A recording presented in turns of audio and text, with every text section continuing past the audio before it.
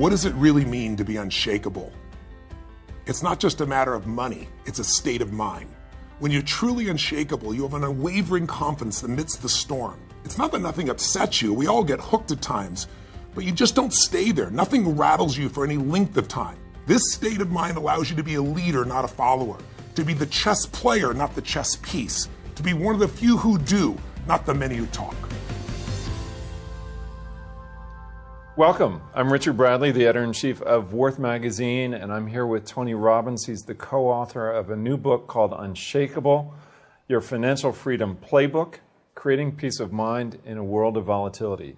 Tony, thank you. And I want to get right into the book. You talk in most of this book about the secrets to building wealth and how to achieve financial freedom, and it's incredibly effective and very powerful. But at the end, you take some time to talk about the meaning of something that you call true wealth. Yes. And I'm sitting there, I'm reading along, all about building financial wealth, and then all of a sudden you throw me this curveball. It's, wait, financial wealth versus true wealth. What does true wealth mean to you?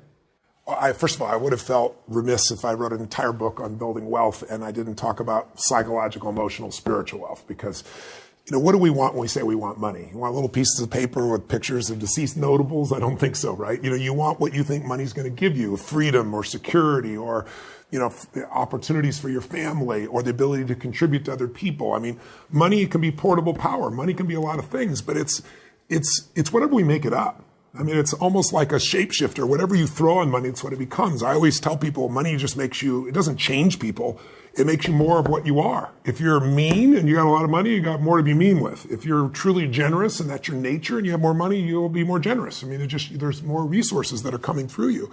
But to me, really what we're talking about in real wealth is what is it that makes you feel truly abundant? What makes you feel totally alive? What's life on your terms look like? Because everyone's different. Some people's idea of wealth is a beautiful home with a white picket fence and 3 beautiful children. Some people's idea of extraordinary life is writing beautiful poetry or growing a garden or building a multi-billion-dollar business and employing people and producing resources. There's no right or wrong. The question is, what's going to light you up? Because I can't tell you how many people, including billionaires, I interviewed 50 of them over a period of 3.5 years, and I would not say they all aren't happy, because that's totally not true. You can be rich and happy, you can be poor and you can be happy.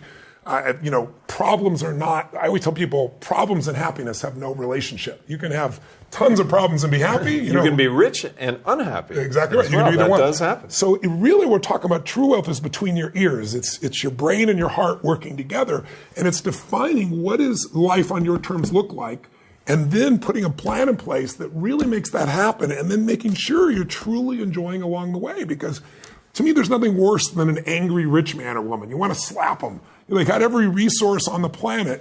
But the challenge is we all have a 2 billion-year-old brain. And it's basically not trained to make you happy. Your brain is trained to make you survive. Right. So survival means I got to look for what's wrong all the time, be prepared for it so I can fight it or flight from it. And in reality, we don't have a saber-toothed tiger to fight off anymore. So now people get stressed, even when they have money, because they think about what are people thinking of me?